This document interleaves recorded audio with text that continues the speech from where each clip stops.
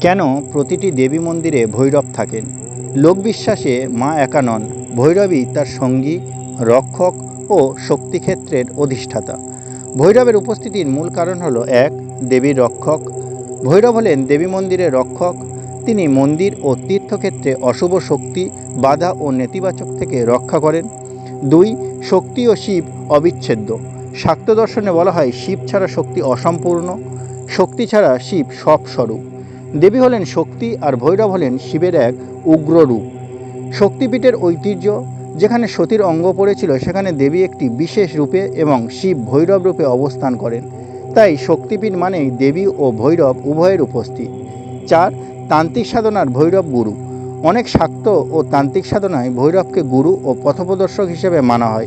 ভৈরবের অনুমতি ছাড়া দেবীর গুপ্ত সাধনা সম্পূর্ণ হয় না বলে বিশ্বাস করা হয়। এই সমস্ত নানা কারণে ভৈরব দেবীর মন্দিরে সর্বদাই বিরাজমান থাকেন।